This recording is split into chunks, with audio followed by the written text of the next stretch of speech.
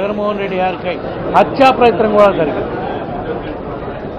ఆ హత్యా ప్రయత్నం వెనుక ప్రభుత్వ పెద్దలు ఉన్నారు. ఇక్కడ అధికారంలో ఉన్న సాక్షాత్తు ముఖ్యమంత్రి స్థాయి వ్యక్తులు ఉన్నారు అని చెప్పి మేము ఆ రోజు చెప్పడం జరిగింది.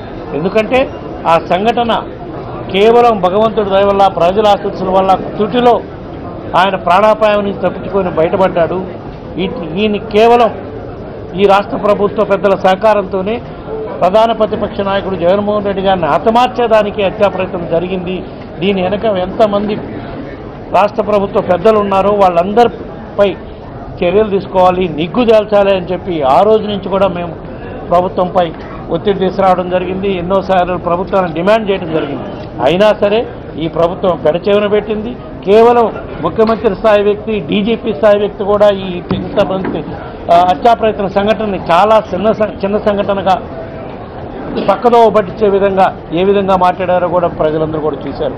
కానీ మేము ఆ రోజే చెప్పాం, తప్పకుండా ఈ హత్యా ప్రయత్నం వెనుక రాష్ట్ర ప్రభుత్వ పెద్దలు ఉన్నారు.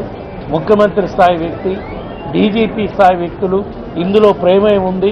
అందుకే వీళ్ళు ఈ కేసును తప్పుదో పట్టించే కార్యక్రమం చేస్తున్నారు, చాలా చిన్న సంఘటనగా చూపించే కార్యక్రమం చేస్తున్నారు అని చెప్పి మేము న్యాయస్థానాలను ఆశిస్తామని ఆ రోజు చెప్పడం జరిగింది. ఇప్పుడే అందిన వార్త, హైకోర్టులో వైఎస్ఆర్ కాంగ్రెస్ పార్టీ అధ్యక్షుడు జగన్మోహన్ రెడ్డి గారిపై హత్యా ప్రయత్నం జరిగిన కుట్రల్ని మనం కేంద్ర ప్రభుత్వ సంస్థతో ఎంక్వైరీ చేయొచ్చమని చెప్పి గత 2 నెలల నుంచి కూడా మనం డిమాండ్ చేస్తున్నాం. దానికి ఈరోజు హైకోర్టు, ఆంధ్రప్రదేశ్ హైకోర్టు సానుకూలంగా స్పందించింది. ఈరోజే మనకి ఆర్డర్ కూడా ఇవ్వడం జరిగింది.